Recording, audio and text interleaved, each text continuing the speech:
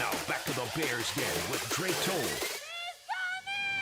And welcome back into the Petty Clinic Low T Bears Den. Happy Thursday, Thursday, everybody. May 13th, rolling around on a big weekend of baseball on the cusp.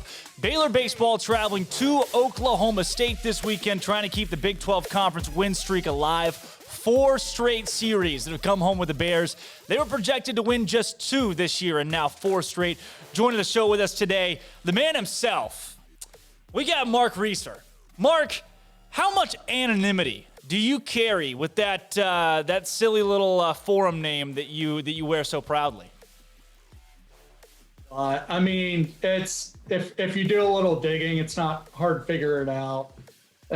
So I go to all the tailgates. I've met numerous people from the board. So I'm not quite as anonymous as some others are, but there's a lot of guys on the board like that post all the time, and people figure out who they are, and so yeah, not too much. Not complete anonymity, but it is still there a little bit. Not everybody knows. I mean, do we unveil? Do we take off the mask right here, right now, on Up Tempo? I mean, that's fine. Whatever y'all want to do. Wow. You know what? I like the anonymity. We'll save it to the very end, though. We'll save it to the end so we can keep people guessing. That works. But I'll tell you, for those out there, Mark is far and away what I'd say probably the most consistent person out there on the forum when it comes to Baylor Baseball, and somebody that follows Baylor Baseball very, very closely. So I got a lot of things that I wanted to get your take on when it comes to this team and this season, Mark, because I'll tell you, from my perspective, I didn't see this coming. I didn't think Baylor Baseball would be able to hold anybody's jockstrap in the Big 12, much less their own, and be able to be where they are right now at 500, vying for a top 3 spot in the conference. This kind of came out of left field, if you will, for me. Yeah, I mean, it's kind of interesting because I thought we were going to have a really good team. I mean, I thought us being rated 8th in the conference in the preseason poll, I thought that was kind of a joke. I thought we had a lot of talent coming back, but here's the deal. We kind of thought our weekend rotation was going to, Evan Godwin, Will Rigney, and then Tyler Thomas, as your like Sunday guy. And so, the season starts and there's no Godney. Rigney's gotten into a couple games, but he's been dealing with issues. So after that, then you did do some reassessing and go, well, yeah, I mean, I thought we were going to be really good, but, we just lost 2/3 of our rotation. So it's been really impressive what these pitchers have done. Tyler Thomas stepping up into the Friday night role. I mean, Ty Madden's going to win Big 12 Pitcher of the Year, but Tyler Thomas deserves consideration for sure. And then you didn't know what Hayden Kettler was going to be like coming back from injury. And he's better than ever.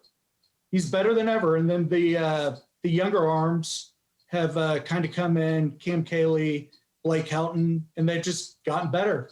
So I did think we were going to be good. And then I had question marks after, we kind of figured out our rotation wasn't going to be exactly who we thought it was. And then once those guys started proving themselves, I said, hey, yeah, we should be good. We've got good players.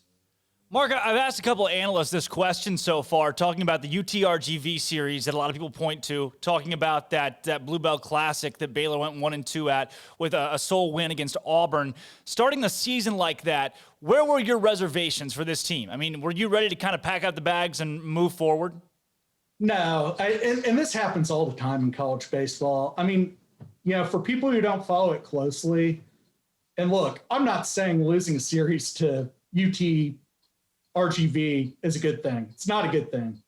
But baseball's just a little bit different. It's not like losing in football to Liberty, where you say, oh my gosh, this could mean something really bad for the rest of the season. It's one of those things that happened. It was right after the ice storm.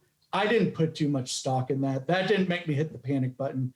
What I was hitting the panic button about was, but 2 weeks ago, Rod was talking up Evan Godwin is going to be his Friday night guy. And, then it comes time for the series and it's like, Blake Helton starting and then Tyler Thomas. And I can't remember who else started that first weekend, but yeah, that was my concern was, oh man, is Evan Goblin coming back? That kind of thing. But the actual result didn't really faze me. Mark, along with that, another series or a group of games that I really point to on top of that, it seemed like you go through that lull to start the season against UTRGV and at the Bluebell. You go through the same lull, but in conference play to open things up against TCU and Texas. You get that one win on Sunday, but you start 1-5 in Big 12 play. You're projected 8th in the conference, and you're showing pretty much at that point, hey, we might just end up right there. The turning point, right there, I guess I should say, your reservations for Baylor opening Big 12 play when they started 1-5. Yeah, that's so tough. Rod's got a saying, great teams sweep and don't get swept. It's so crucial not to get swept. And it was really disappointing because the first 4 of those 6, the 3 games against UT, we really had a chance to win all of them. We easily could have won 2 out of 3 that weekend or even swept. And then, so you're disappointed that you only won 1 out of 3, but you feel pretty good about how you played overall. And then you go to TCU, and Friday night, you got a tight game down in Fort Worth, and it doesn't go your way. So at that point, you got your 4 games in. You've had 3 tight games, 3 50-50 games. None of them went your way, but you're feeling pretty good about how you're playing. And then the Saturday and Sunday game, TCU just came out and outclassed us. And that was really disheartening. And that was concerning just from a psyche standpoint, because you can go either way after that. And you're wondering, okay, well, how's this team going to respond to that? Because that's a real gut punch to get embarrassed like that. These guys have a lot of pride. And, we talked about the youth on this team, but we got a lot of vets too. And for them to go up there to Fort Worth and, Saturday and Sunday just get trounced like that, I was a little bit concerned about how we're going to bounce back. But I think we beat Texas State in the midweek after that. And then I think we played Memphis maybe in a 4-game series, swept them. And then we've been just kind of off to the races since then. Mark, along with it, the excitement around this Baylor baseball program, obviously this isn't comparable to the 2012 year that was just nuts. All eyes were on baseball that season. And in 2018, you had that stretch, especially there toward the Big 12 tournament, where folks were starting to really hone in on Baylor baseball. But it feels like a lot of people have kind of turned their eyes to this team and thought, okay, hey, maybe they got something here, not just entertaining, but the ability to win and make a possible run. The excitement around this baseball team this season, is it different than what you've seen maybe anywhere else in the past decade or so outside of 2012? Yeah, I think you nailed it. 2018 kind of had a similar feel. It's a blessing and a curse for a Baylor baseball fan or for an all sports Baylor fan like myself, because, we've got 2 elite, top class basketball programs, and baseball is not going to get a lot of attention until after basketball season, because we're going to Final Fours. Yeah. So it's kind of one of those things where, you kind of wait until April and you wait until May. And luckily we've had a couple seasons recently, this season, 2018, like you mentioned, where we were able to really turn it on during those months and get hot. And I do think people are starting to pay attention and follow, and all the games now, all the home games are on ESPN Plus, which I think, that hasn't been the case in the past, where people are like, well, I'm not going to follow this team listening on the radio or, streaming it on some stream on my computer. So accessibility there, out of towners being able to watch the game, get a feel for the players. Yeah, I think there is a lot of excitement, and I think your 2018 comparison is a really good one. Mark, it feels like to me that Steve Smith set a precedent of winning at Baylor in that 25 to 2012 stretch, 2005 to 2012 stretch, where it was just automatic that you knew Baylor's pretty much going to be in the postseason every year, either hosting a regional or going to a regional. And the pressure was just on, especially there in those last couple of seasons for him dating up to 2015. Then you get Steve Rodriguez, who comes in, takes over a program and a fan base that wants to win and expects to win. And he's now built it into a team this season that's got a shot at maybe not hosting, but being a 2 seed at one of the lower seeded regionals. What does this say about Steve Rodriguez and his ability to turn Baylor baseball back into I don't want to say powerhouse, but back into an actual contender? Yeah, that's a great question. We did kind of, there was an official Waco trib or whatever all-decade team for the 2010s. And they also did one on Sikkim 365.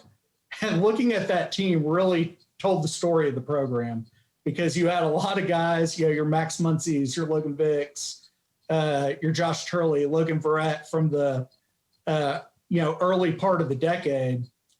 And then you had your Davis Wenzel, your Shea Langoliers, your Troy Montemayor, all these guys from the latter part of the decade. And then there wasn't a whole lot in the middle. So, there was a talent problem towards the end of the Smith era. And although it is worth mentioning, some of those guys, in Smith's last recruiting classes were really pivotal. Guys like Richard Cunningham, Montemayor, actually, I believe was a Smith recruit also. So they really helped. But yeah, that kind of range, the last few years of the Smith era, there weren't a lot of guys on that all-decade team. So Rod's really come in here. You look at a team like 2019, that team healthy, and it's a real shame it wasn't healthy, because that team was a legitimate national title contender with Cody Bradford healthy, with Hayden Kettler had he not gotten hurt. And then you've got 3 guys that ended up being first rounders with Shea Langoliers, Nick Lofton, and Davis Wenzel. I mean, that's rare. So Rod's definitely come in and improved the talent level. There's no question about that. Let me ask you this, Mark. When it comes to Coach Steve Rodriguez, one of the things that I've seen out of most of his recruiting classes is more quantity over quality. So while there won't be this star-studded cast of 6 guys that are 4 or 5-star prospects, huge coming out of high school, you may get 11 or 12 guys coming in a class, a couple of them sprinkled here or there that you consider elite, but most of them guys where they're going to have to develop. Would you say he's more of a developer or more of a recruiter when it comes to his tenure at what he's done at Baylor? A little bit of both, because we've had guys that have had to kind of wait their turn. And, Jimmy Winston didn't pitch a lot early in his career, and he's obviously been a big contributor these last couple of years. Or, some of these other guys that have come in and just kind of, waited their turn. But we've also had guys that were, stepped in and they were ready to play immediately. Davis Wenzel is a guy who came in and Rod started him almost immediately. And I wasn't so sure. He was struggling, and I was like, why is this guy playing? Like, can he even play? And then about halfway through his freshman year, he starts turning it on a little bit. And you go, oh my gosh, yeah, this guy's really good. And a couple years later, he's Big 12 Player of the Year. So but he wasn't a big-time recruit. So it's a little bit of both. We have had some more high-profile guys. I think Nick Lofton was pretty highly recruited. But, yeah, I think that we are a program that gets guys in and guys wait their turn, or some guys that are even forced to play early, but they get better. And by the time they're upperclassmen, they're ready to go, and they're as good as anyone. Mark, moving forward on this season, baseball is such a volatile sport. Look at Coastal Carolina knocking off Arizona for a College World Series championship. I would take this Baylor baseball team over that Coastal Carolina team. I mean, the sky's the limit for almost anybody who's a contender right now. With this group, though, what is a realistic expectation moving into the postseason? Because I know Baylor fans have a tendency to get really excited really fast when teams start winning. Yeah, no doubt about that. 2018 team, like we talked about earlier, is a team that you just felt so good about going into postseason. And the margins are so slim at regionals. I think we lost our opening game at the Stanford Regional in 2018. I think we ended up losing 2-1. But we had a chance for a double play, and a freshman, Nick Lofton, I think had an errant throw, and we make this mistake early in the game, and that was enough. We didn't play bad, so the margins are really slim, and you just got to do the little things. But it's time to make some noise in postseason for Baylor baseball. I mean, there's no question. I think we're 2-6 in regionals under Coach Rodriguez. I know that they don't think that's good enough. None of the fans think that's good enough. Because you look at winning a regional and you say, okay, well, yeah, that's great. But I don't look at it as you just win a regional or you don't. There's different levels of competitiveness within that. And we haven't really come close to winning a regional under Rodriguez, and that's bothered me a lot. We went 0-2 the first year, and then we went 1-2 in 2018 and 1-2 in 2019, and so we're not even getting to haven't been getting to the championship game. Yeah. And I think it bothers these guys because they know that they're good enough. They were good enough those years, and it's just about how you play that weekend. So we're capable of competing for a regional, getting to a regional championship, winning a regional, absolutely. And I think this team with vets like Andy Thomas and Hayden Kettler, Ryan Lekich, Davion Dunn, the guys who've been around the block and had that regional experience, they don't want to just get there. They don't want to just get there. They're there to win that thing. They want to win that thing. They want to get the Super. The team's got a shot. The team's got a shot. The second one of the best conference. The Big 12 has really shown a lot, especially with the prowess of Texas and TCU, Texas Tech as well. Baylor adding its name to that. Last question for you here, our Bear Games question of the day. Mark, we've covered all the bases, pun intended. Monday, we talked about your most demoralizing team defeat. Tuesday was your largest team win that you've been a part of. Wednesday, we discussed your greatest personal feat in a ball game. Mark, as a player, whether it be Little League, high school, college, the pros, today's question, what is the worst individual performance you've put together? Ooh. I'm going to take it a little bit different direction. I'm going to go the most embarrassing. And it was actually in a practice. Because I can't think of any games that I probably blocked them all out, all my really bad games. But high school football, my sophomore year, and I was one of the backup quarterbacks. I don't know, third string, fourth string. I did not get a lot of reps. So I was getting some reps, and we were set up in the end zone, actually. Like 5 yards deep was where we were snapping it, just because that's where the drill was set up. And I took a snap, and we ran a little boot action, and the head coach is watching also, which was rare because he's usually not watching the third or fourth string quarterback take a rep. And we do a little boot action, and I fake a handoff, and then I roll out to my right. And it's just a little simple concept with, one tight end running shallow and one running a little deeper. I make the throw, and then I just get cold cocked. And I'm thinking, what was that? There's no defense, because we're just running with the off. I ran into the goalpost. Oh. And I stayed down on the ground, not because I was hurt. It knocked me down flat, and I stayed down on the ground, not because I was hurt. I was just embarrassed. All my teammates were laughing at me, and you made a bad impression on the coach because the quarterback's supposed to have awareness about where everything is on the field. And it was an unusual situation because you're usually not snapping a ball 5 yards deep in an end zone, but no excuses for just totally not seeing the goalpost and just running straight into it.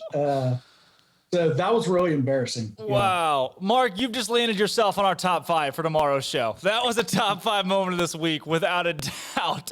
That is spectacular. Mark Reasor, thanks so much for joining the show today and giving us perspective on this Baylor baseball team. Great getting Crash Davis's opinion, not in the flesh necessarily, but with a face to the name. Absolutely. Thanks for having me on. Let's do it again soon. Again, that was Mark Reasor talking Baylor baseball. He's Crash Davis on the forum. When we come back, we're joined on the show by Deshaun Jones of Baylor Track. Don't go anywhere.